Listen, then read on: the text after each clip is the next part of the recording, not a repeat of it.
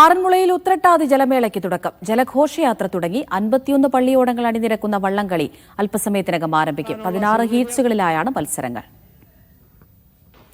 നന്ദുഷ വിവരങ്ങൾ നൽകാനായി ചേരുന്നുണ്ട്. നന്ദുഷ, വള്ളംകളി ആരംഭിച്ചോ? അമൃത, വള്ളംകളി ആരംഭിച്ചിട്ടുണ്ട്. ഏതാണ്ട് 1.5 മണിക്ക് തന്നെ ജലഘോഷയാത്ര ആരംഭിച്ചു. അതിനുശേഷമാണ് ഇപ്പോൾ ബി ബാച്ച് വള്ളങ്ങളുടെ ഹീറ്റ്സുകൾ ആരംഭിച്ചിരിക്കുന്നത്. മത്സരിക്കുന്നത് എ ബാച്ചിലാണ് 16 വലിയ പള്ളിയോടങ്ങൾ മത്സരിക്കുന്നത്. അപ്പോഴേക്കും ഇപ്പോൾ കാണുന്നതിലും ഇരട്ടി ആവേശം ഈ ജലോത്സവ നഗരിയിലേക്ക് തിരമ്പി എത്തും എന്ന് നമുക്ക് പ്രതീക്ഷിക്കാം.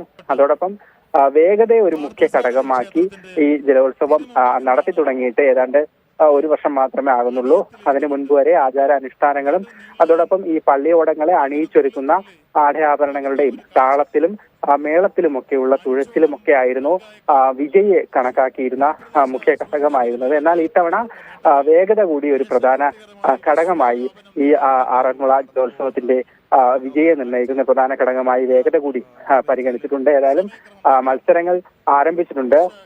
ഇനിയിപ്പോൾ രണ്ടാമത്തെ ഹീറ്റ്സ് ആണ് ഇപ്പോൾ കഴിഞ്ഞിട്ടുള്ളത്. മൂന്നാമത്തെ ഹീറ്റ്സ് മത്സരങ്ങൾ ഉടൻ തന്നെ ആരംഭിക്കുന്നതാണ്. അതിനുശേഷം ബി ബാച്ച് വള്ളങ്ങളുടെ, അതായത് വലിയ പള്ളിയോടങ്ങളുടെ മത്സരങ്ങൾ ഉടനടി ആരംഭിക്കും.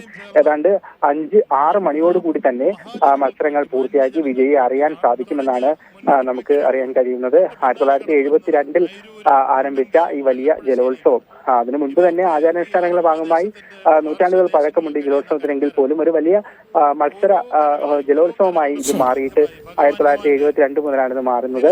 ഏതായാലും അതിപ്പോഴും അതിന്റെ തനിമ ചോരാതെ, അതിന്റെ ആചാരാനുഷ്ഠാനങ്ങളിൽ യാതൊരു മാറ്റവും വരുത്താതെ ഇപ്പോഴും അതിന്റെ എല്ലാ ആവേശവും ഉൾക്കൊണ്ടുകൊണ്ട് തന്നെ ആറന്മുളക്കാർ നടത്തി വരുന്നുണ്ട്. ഇവിടെ സിനിമാ താരം ജയസൂര്യ, മന്ത്രി വീണ ജോർജ്, അതോടൊപ്പം ജലവകുപ്പ് മന്ത്രി റോഷി അഗസ്റ്റിനൊക്കെ തന്നെ ഇന്നിവിടെ ഈ ജലോത്സവത്തിന് സാക്ഷിയാകാനായി എത്തിയിട്ടുണ്ട്.